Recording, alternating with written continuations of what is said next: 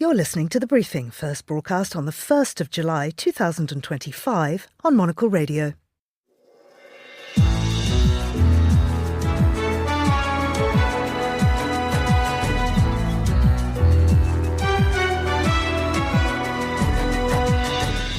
Hello and welcome to The Briefing, broadcasting to you live from Studio One here at Midori House in London.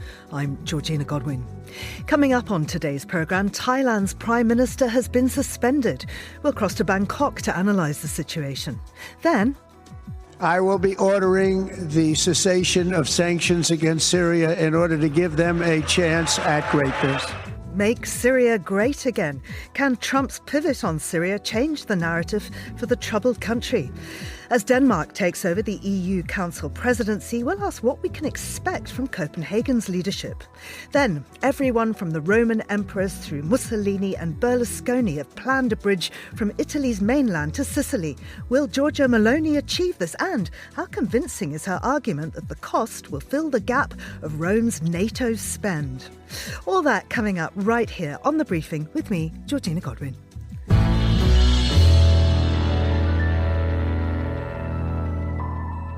The Thai Prime Minister has been suspended by the country's constitutional court as it conducts an investigation into alleged ethical violations after a telephone call between Shinawatra and Cambodia's Hun Sen. Well, joining me now from Bangkok is James Chambers, who's Monocle's Asia editor. James, great to have you back on the programme. Can you take us back to the root of this crisis? So in middle of June, Paetongtarn Shinawatra, the Prime Minister, telephoned Hun Sen, who was the long-term head of the Cambodian government. He kind of stepped up to let his son govern, but he's still calling the shots in Cambodia. And she called him on the weekend. They're kind of old family friends. Paetongtarn's father, Thaksin, and Hun Sen are meant to be good buddies going back 30 years. So she thought she could just call him up on her phone, have a friendly chat to him and try and resolve this border issue that's been troubling relations between the two neighbours. Hun Sen, he's a bit of a wily old fox. He recorded the conversation, then leaked it. And on that call, it was very embarrassing for the Thai Prime Minister. I mean, not only was she referring to him very deferentially as uncle, she was bad-mouthing the Thai army, and then basically said that Hun Sen should tell her whatever he wanted, and she would make it happen. So when that was leaked, everybody in Thailand went bananas. It wasn't just the detractors and the critics of the Per-Thai party, the Shinawatra political party. It was pretty much across the board. And then over the weekend, we had a big street protest about it. But now, I guess some of the heat has been taken out of the immediate situation because, as you said, the judges in the Constitutional Court decided today to suspend her. And why did they decide to take that action, and how significant is it that they've done so? Well, I mean, the courts, the constitutional courts, are very active in Thailand, and it goes back to the constitution that was put in place in 2017 by the military, who took over Thailand in 2014. They rewrote the constitution, and the provisions of that constitution are being used today to kind of affect the democratic government. So a bunch of senators in the upper house petitioned the Constitutional Court to investigate the Prime Minister, alleging that she doesn't have the qualifications or the integrity to serve as Prime Minister. And these are things that are set out in this Constitution. And what happened today is the Constitutional Court unanimously decided that they would accept that petition. So they are going to investigate and look into that. And then they had a kind of a second decision to make, whether they would let Paetongtarn continue as Prime Minister or suspend her. So unanimously, they decided to look into it, and they voted 7-2 to suspend her. But in a kind of a weird quirk of Thai politics, although Paetongtarn won't be serving as Prime Minister while she's suspended, she will still be in the cabinet, because it's been a very interesting day today. But it started off with a very sunny photograph of Paetongtarn's new cabinet. There's been a reshuffle And she's appointed herself not only Prime Minister, but also the Culture Minister. And it's very much seen as a political tactic because they knew this was coming. They knew she was going to be suspended. But this way, she can continue serving in the cabinet as Culture Minister. So she's not quite on the bench. Yeah, just tell us about the political fallout. What's happened up until this point, because it has caused tremendous disarray. Yes, there's a lot going on in Thai politics, and I think we can all get a bit sidetracked by the border dispute with the Cambodians. I mean, I'm not sure what Hun Sen is up to. I think he's probably got his own domestic politics in mind, but he's been, adding fuel to the fire after leaking that call. He's been coming out with all kinds of things and revealing all kinds of private stuff about his relations with the Shinawats. But it does seem like everyone's coming for the Shinawat clan right now. Their former supporters are now protesting. You've got these court cases. Thaksin was in court himself today because there's a lèse-majesté case against him that's being kind of hanging over his head. So who knows what's going to happen there. Listeners may not remember, but he was in exile or self-imposed exile for a while. He came back when his party went into government, but he managed to get out of jail, literally, by faking, but by getting admitted into hospital. And he was let out early then. And so now the courts are looking at whether he actually was sick enough to be in hospital, or they kind of gamed the system and played up his ill health. And Hun Sen has been making Thaksin's case a lot more difficult by claiming that a lot of the injuries and it was all theatre. So it does feel like the Shinawatra family, which has had such a huge role in Thai politics this century, is really up against it. And the Per Thai party, their kind of vehicle, is clinging on to power right now. They used to have a decent majority, but that's crumbling, and everybody's calling for them to dissolve parliament and call another election. Now, I know that you spoke to Peter Limjaroenrat earlier. Just remind us of his political journey. Yeah, so yesterday I sat down with Peter Limjaroenrat, who was the head of the Move Forward party, and he was almost going to be Thailand's prime minister after the last election. But he succumbed to the Constitutional Court as well. They initially suspended him, so that means he couldn't become prime minister. Then he was eventually banned for 10 years, and his party was dissolved. So he can't be involved in politics for 10 years, but he's got a new book out detailing that time called The Almost Prime Minister.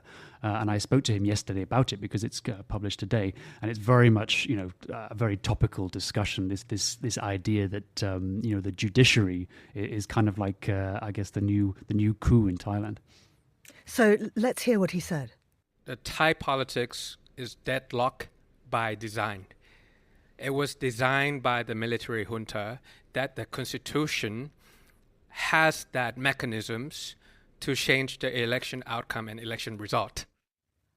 Very interesting. And as you say, the military very firmly in control. So how do you see the future there, James? Well, I mean, the Per Thai party, I think they had one shot, really, of trying to regain some of their popularity. And they thought if they could revive the economy, they could get some of their voters back. But the economy is in dire straits. And there's a new poll out this week that shows Pai Tongtan's popularity has plummeted. So the question is, whether how long they can hang on for, and if they will be forced to call elections. The opposition, including the successor to the Move Forward Party, the People's Party, they have said that they're going to do everything they can within their powers and within the parliamentary mechanisms to force the government to dissolve and call a snap election. So we'll have to see what happens later in the week, because even though she's suspended, she's not off the hook. She will have to answer to parliamentarians on Thursday when the House is back in session, and the opposition have decided that they're going to consider a vote of no confidence against her government. So even though she's personally suspended as Prime Minister, the coalition government is not off the hook. They have a very slim majority, but when their Prime Minister is doing things like putting Thai sovereignty at stake, they've not got a lot of support right now. So we'll have to see whether the next step in Thailand is for the government to fall and new elections to be called. James, thank you very much indeed. That's James Chambers, Monocle's Asia editor there in Bangkok. Now, here's Tom Webb with the day's other news headlines. Thanks, Georgina.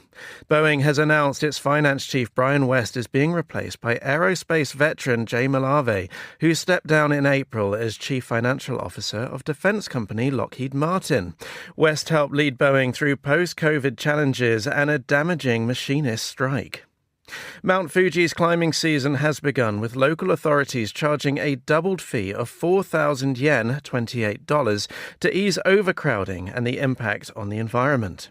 A maximum of 4,000 hikers per day on the Yoshida Trail, the most commonly used route to the summit, is scheduled to remain open through to September the 10th. Those are the day's headlines. Back to you, Georgina. Thank you, Tom. Donald Trump has signed an executive order lifting key US sanctions on Syria following a meeting in May with the country's new interim president, Ahmed al-Sharaa. The move opens the door to renewed investment and international engagement. But it comes as a grim new investigation links forces loyal to the previous regime with mass killings of Alawite civilians.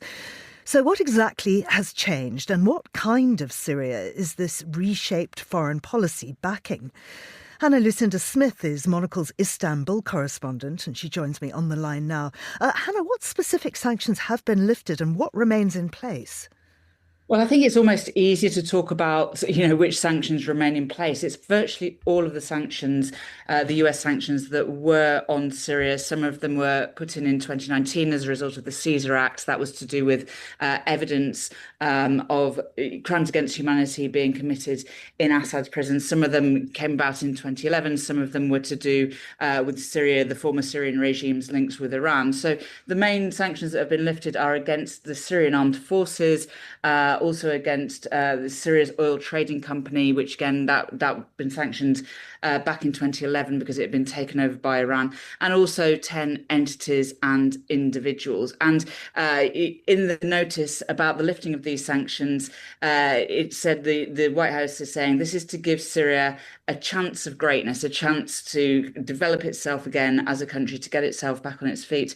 And really the only sanctions that remain are ones that are directly connected to Assad and his cronies, most of whom have already fled the country. So this is almost a complete lifting of US sanctions. And what message is the US sending with this so soon after the change in leadership? So really, this is a sign that America is really back in terms of business for Syria. It's really interesting. Ever since Donald Trump met Ahmed al-Sharaa, the new Syrian president, several weeks ago, and quite memorably, he said that he was a very young and handsome guy. Seems to be quite impressed with him.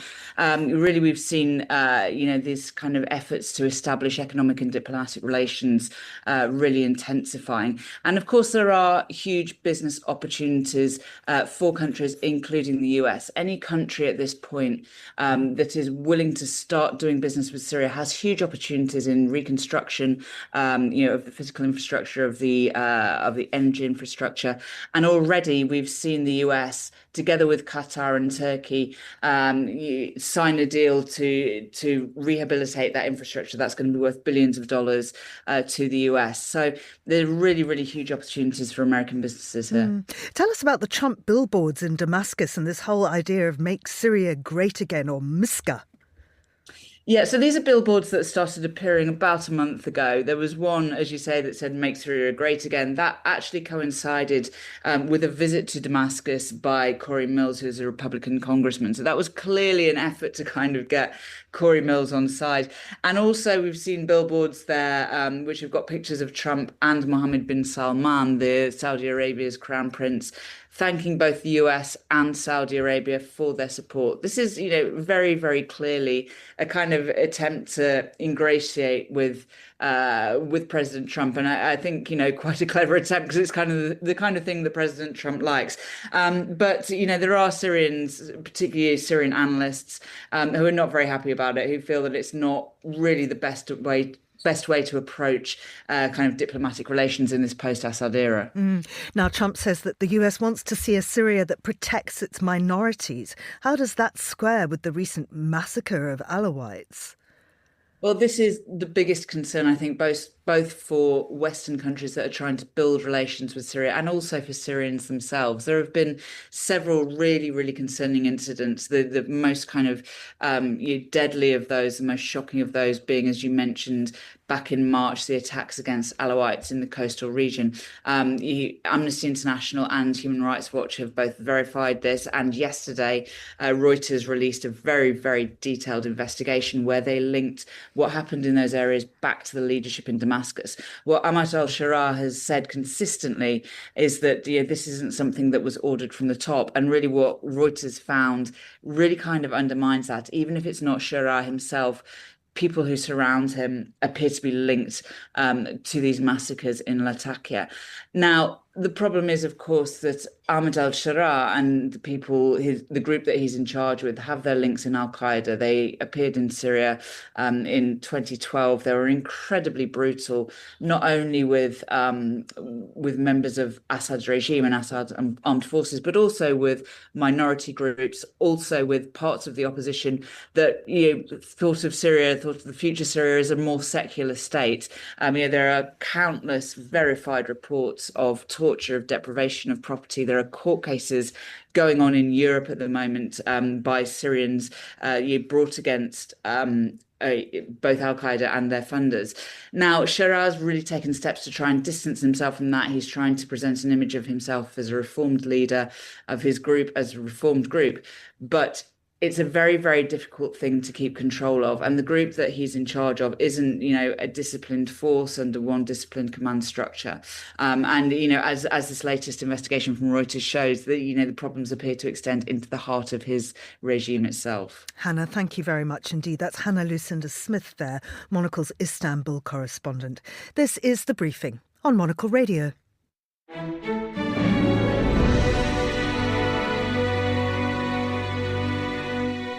Now, Denmark has taken the helm of the EU Council as the bloc navigates turbulent waters, from defence and competitiveness to climate targets and enlargement. Can Copenhagen's understated pragmatism steady the ship? Well, Rasmus Sinding Sundergaard is a senior researcher at the Danish Institute for International Studies and joins me now. Rasmus, what are Denmark's top priorities for this presidency and how realistic are they? If I were to name just two, it's clearly defense and competitiveness. So the Danish government has said that EU, or Europe rather, should be able to defend itself by 2030. And then how realistic are they? I mean, there's widespread acknowledgement across Europe, of course, that defense and competitiveness is key. But there's tough trade-offs, obviously, with other issues such as spending on welfare. And there are always going to be issues with outliers, such as, for instance, Spain on defense spending. Well, exactly. I mean, how much unity is there on strengthening EU defense, particularly on joint procurement? Yeah, like I mentioned, there's definitely a push for greater unity. There's an understanding across Europe that there is a need for a stronger EU defense, including through joint procurement, not obviously because of the war in Ukraine, but also because of Donald Trump. But joint procurement remains one of the key barriers. This is an area that's historically been with the member states, and it is a difficult one to overcome. But like I said, there is a push towards greater unity on procurement as well. And I just wonder what Denmark's domestic position is on this. It's actually quite unified. In a recent poll asking the Danish public what they thought should be the most important issues of Denmark's EU Council presidency, European defense was by far the most important issue to Danes. So there's broad support in Denmark for the need to strengthen European defense. What progress can be expected on Ukraine and Moldova accession talks during Denmark's term? EU expansion is another of the sort of key priorities of the Danish presidency, and of course also when it comes to Ukraine. Ukraine now fulfills the reform criteria to initiate negotiations about an accession to the EU. But as we know, Hungary is currently blocking it, and Denmark will be pushing quite hard for this, I'm pretty sure. But it might be that we would have to pursue Moldova's accession to the EU independently of Ukraine if Hungary continues to block it. So there's growing pressure to reduce red tape and boost competitiveness. Where might we see the most regulatory change? Yeah, this one is a tough one, right? Because there's clearly an internal fight brewing in Europe where there are some countries such as Germany, Italy, Poland, who's come out saying they want to repeal certain environmental regulations to allow for an increase in competitiveness and also actually to increase defense buildup. The Danish position, however, is that the green transition and increasing EU competitiveness is complementary. It's trying to sell the green transition as a driver for growth and an increase in competitiveness. And I think this one will be a tough one to sell for Denmark, who has to, of course, operate as an honest broker in the role of chair of the presidency. Absolutely. I mean, finally, what kind of leadership style is Copenhagen likely to bring? Can it mediate effectively across a deeply divided bloc? It's going to be tough, as we saw as well during the Polish presidency, just before the Denmark took over. I think Denmark has a reputation in the EU for pragmatism, and I think that's something that the current government is going to try and push for. There's also the advantage of the experience of both Prime Minister Mette Frederiksen, but also the Danish Ministry of Defense, Lars Løkke Rasmussen. Those are very experienced politicians at a high level, and I think they will bring that experience to this. But what's really going to happen is there's going to be thousands of meetings at a relatively low level as well, behind closed doors, sort of pushing this forward sort of day by day. So the real results will not really take headlines, but will be like that sort of steady grind of conversations in the next 6 months. Rasmus, thank you very much indeed. That's Rasmus Sinding Sodegaard, who's a senior researcher, foreign policy and diplomacy at the Danish Institute for International Studies. You're listening to The Briefing on Monocle Radio.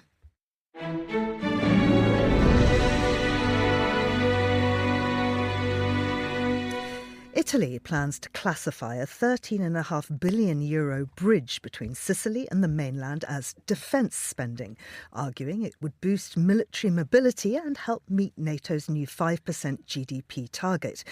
The move is raising eyebrows in Brussels and Washington, with some seeing it as a patriotic infrastructure play, others a creative accounting manoeuvre. Well, joining me in the studio now are Nina Dos Santos, international broadcast correspondent and the former CNN Europe editor, and Ed Stocker, Monocle's Europe editor. Welcome to both of you on this very hot day, but you are looking cool and collected. And I wanted to start with a bit of background. Building this bridge has been an Italian ambition for millennia. And I wonder which of you wants to tell us about the plan to build a bridge over the Strait of Messina, which stretches back to ancient Roman times, Mussolini, Berlusconi and so on. Well, shall I go first? Because Ed now lives in Milan, and I used to live in Milan about 20 years ago when I had to cover Berlusconi's ambitions to build this bridge the first time around. Not quite old enough, Georgina, to remember the days of Mussolini.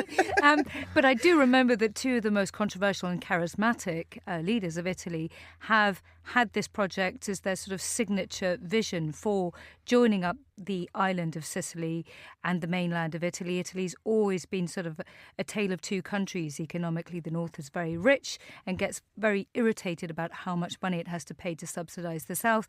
And so successive Italian prime ministers, but those two in particular, have said that this is their vision for trying to unify Italy economically and politically as well. But none of us ever thought it would get off the ground. We all thought back in those days, 20 odd years ago, that the Messina Bridge as you said, hugely expensive. It's over a seismic area, and it would encompass two very, very difficult parts of Italy that have problems with organised crime and have for generations. Nobody thought he'd ever be able to make it work. And here we go, fast forward 20 years, and his protégés who are now in power, people like Giorgia Meloni, have reinvigorated this project. And I mean, Ed, what's the logic then behind calling this a defence investment, and does it hold up?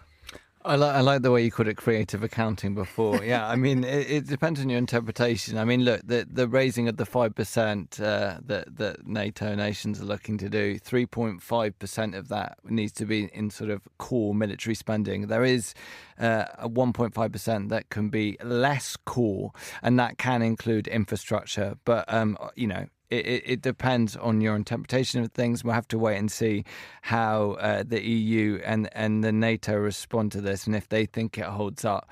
The government is making this argument that it is, of strategic importance to Europe and NATO, and it will facilitate the transportation via this bridge, this moving of vehicles and people potentially. But the Strait of Messina, it needs to be noted, also does fall outside currently of NATO's military mobility corridor.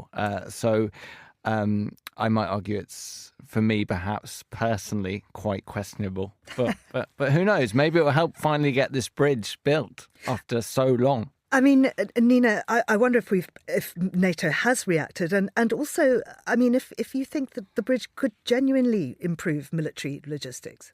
So there's a couple of things to mention here. First of all, the only reaction I could see, and let's face it, NATO doesn't actually have to formally react because Italy hasn't actually agreed this plan. I think the next timetable for pushing through some kind of vote on it would be in about a month's time. And one of the senior government members, Matteo Salvini, one of the two prime ministers of Giorgia Meloni, is deputy prime ministers, is trying his best to try and push that through. But there was a piece in Politico which made a nod to how US officials view this.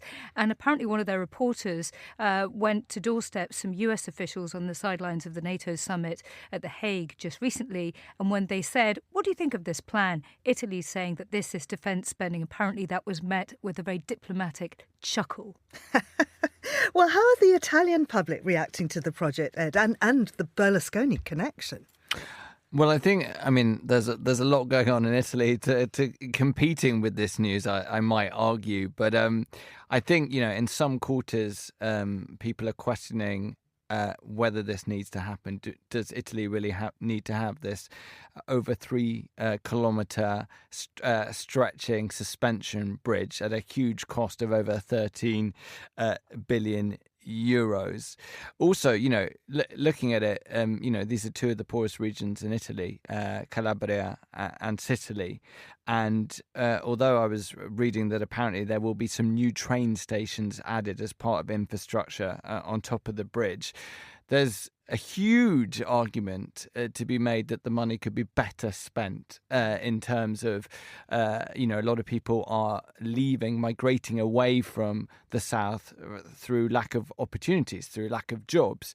The health system in the south is on its knees. Again, there's like mafia infiltration in that system as well. A lot of brain drain as people go towards the north. So could the money be better spent on creating better public transportation or on creating better opportunities in those poor regions of southern Italy? And finally, Nina, what precedent might this set for other countries trying to hit NATO targets? I think that's an important point. You really hit the nail on the head there, Georgina. There'll be some concern that they may want to kitchen sink other big projects. I mean, heck, what's next? Spain saying that they need to fix all those power grid problems that they have because that is a national security interest.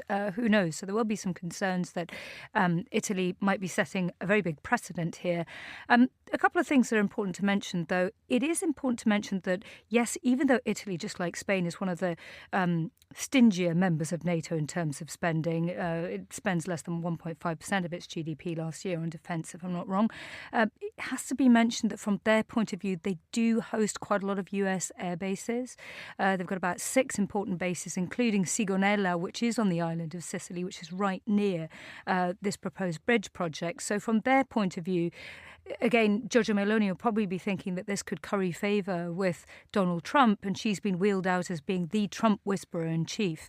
But I suppose the big question here is whether or not it will ever get off the ground. And as Ed was just talking about the infrastructure, the problems with infrastructure in this part of Italy, has to be mentioned that organised crime and infrastructure in these parts of Italy have traditionally, in years gone by, gone hand in hand. So whoever is backing this big project will, in a few years' time, have to face some transparency and significant scrutiny if it ever gets off the ground. Thank you both. That's Nino dos Santos, international broadcast correspondent, and the former CNN Europe editor, and Ed Stocker, who's Monocle's Europe editor. Lovely to see you both.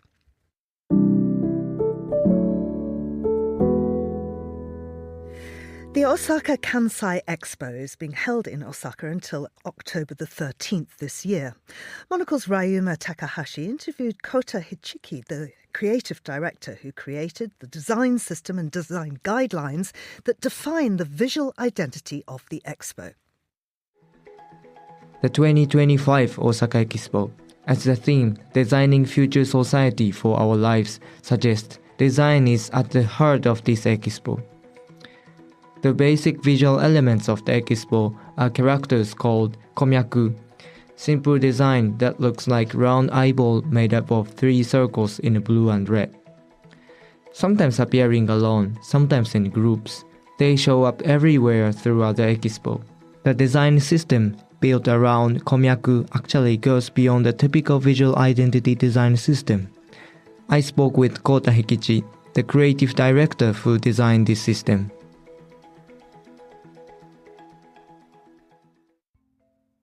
The basic approach was to start from the Expo logo.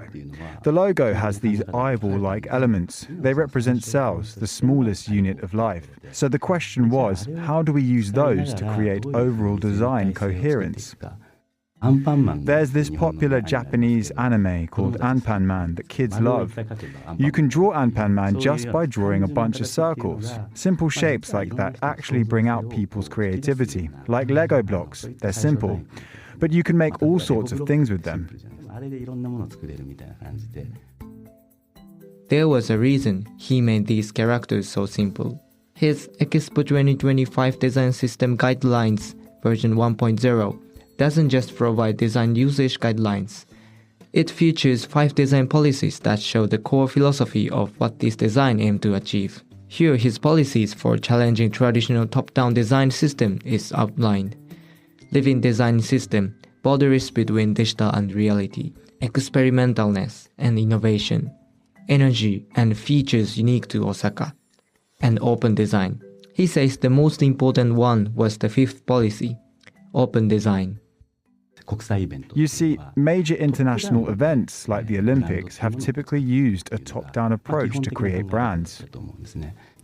Rather than having one fixed design that everyone has to use, I thought, what if we could create something that changes into different forms, something that lives and breathes like life itself? These komyaku transform into various forms and can be seen not just at the expo site, but throughout Osaka, and even in fun arts on social media. Right now, there's a komiyaku boom online. Everyone keeps the eyeball element consistent, but the colors, shapes, patterns, everything else is free. The medium and format don't matter either. It's like everyone is creating lives together. It's like I just set up some guidelines and said, hey, let's all play within this framework. It feels like creating a playground, and I'm just the guy cleaning up around the edges. My thinking is, we designers making things look cool is just the basics. What we really need to think about is how to move society. That's why I included this policy. He says his approach to this design policy was influenced by what happened during the 2020 Tokyo Olympics. When we had the Olympics, there was the logo withdrawal issue, Zaha Hadid's architecture plan getting scrapped, various artists and creators getting cancelled. It was to cancel culture, basically. Seeing that made me sad. I thought, are creativity and design not valued in this country? I thought maybe the expo could open things up, break free from that stifling atmosphere and get society moving in a new direction. I wanted design itself to be open to everyone, to become a kind of movement that we all create together. He says this is the design system that lives and breathes like life itself, influenced by the energy of Osaka and the 1970 Osaka Expo. It has a bit of quirkiness, but also energy, and I thought that kind of thing is more characteristic of Osaka. In this concept and visual design, there's an atmosphere where something seems to emerge from chaos. That's the essence of Osaka. However, this time, rather than having a hero like Taro Okamoto leading from the front, as in the previous expo, we explored a different approach to the expo where various people create together, and that's how this visual came about. As reflected in his design policy, this design system incorporates themes of human-machine collaboration. It also bridges real and virtual worlds. AI and algorithms were also utilized in the creation process of these design elements. Incorporating the relationship between humans and AI or technology into the process itself, I thought the process could become part of the concept. We created algorithms to generate these cells in 3D space. Then we digitally photograph them and convert them to 2D. It's not just about print or web anymore. How design systems and brands are positioned in virtual spaces and how we create consistency there. I think that's the future of branding and design. This Expo's concept, designing future society for our lives. What is design? Is creating future society also a role of design? Through the Expo's design system and small characters Komyaku, he was exploring these possibilities.